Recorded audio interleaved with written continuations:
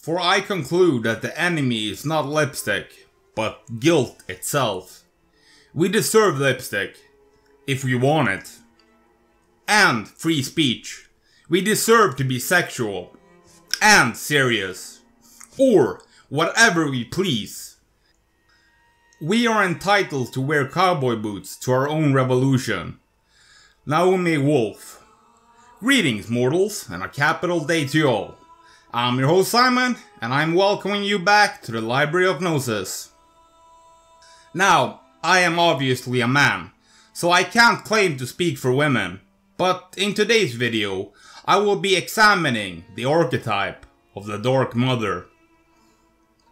The Dark Mother archetype delves into the shadows, embodying both the destructive and transformative forces inherent in the cycle of life. The Dark Mother archetype finds its roots in diverse mythological traditions, where deities with dualistic qualities epitomize the complex interplay between creation and destruction. In Hindu mythology, Kali, the fearsome goddess, is both a nurturing mother and a formidable destroyer of evil forces. The Dark Mother archetype, according to Jung, represents the suppressed and often neglected aspects of the feminine, symbolizing the transformative and regenerative powers residing within the unconscious. In the esoteric, women represents the negative, the submissive and receptive. In some mythologies, the Dark Mother represents the chaos and womb of infinite possibilities that existed before the creation of the world. This archetype is particularly potent and challenging for men, as the mother figure, traditionally seen as a source of trust and nurturing, can also harbor destructive qualities. In Judaic mythology, Lilith was said to be a woman born to be the consort of Adam. In the Zohar Leviticus 19a, she is described as a hot, fiery female who first cohabitated with man. In Hebrew language texts, the term Lilith is translated as night creatures, night monster, night hag, or screech owl. First occurs in a list of animals in Isaiah 34.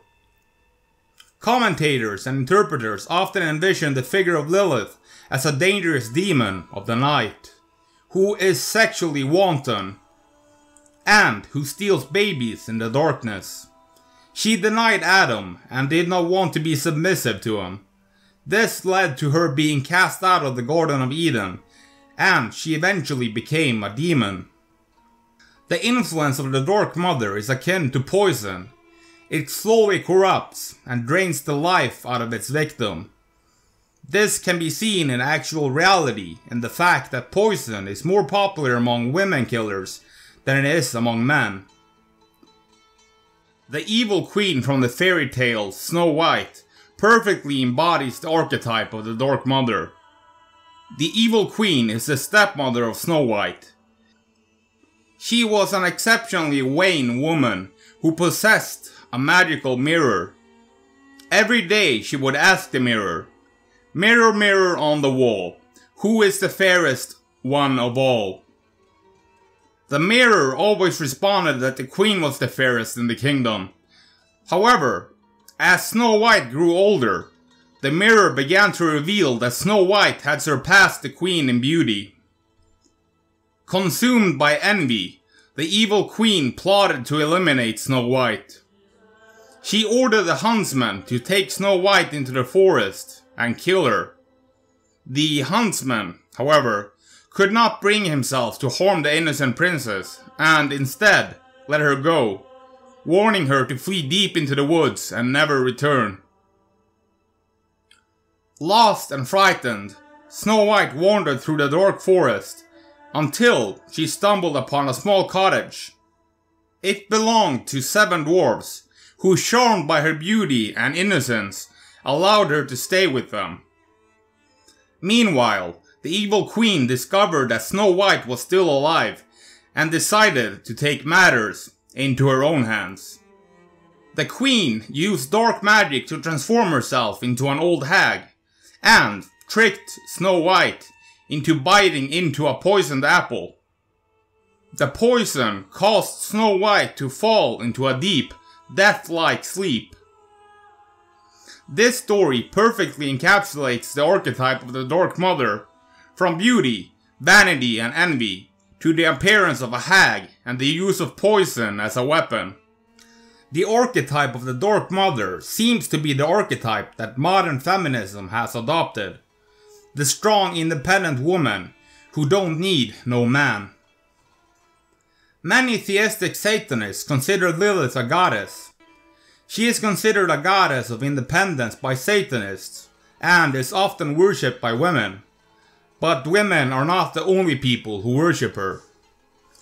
Lilith is popular among theistic Satanists because of her association with Satan. Some Satanists believe that she is the wife of Satan, and thus think of her as a mother figure.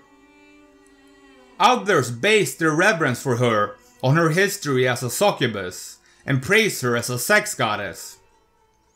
In folklore, the succubus has a strong link with the archetype of the Dark Mother. According to religious tradition, a succubus needs semen to survive. Repeated sexual activity with a succubus will result in a bond being formed between the succubus and the man. And a succubus cannot drain or harm the man with whom she is having intercourse. In modern representations, a succubus is often depicted as a beautiful seductress or enchantress, rather than as demonic or frightening.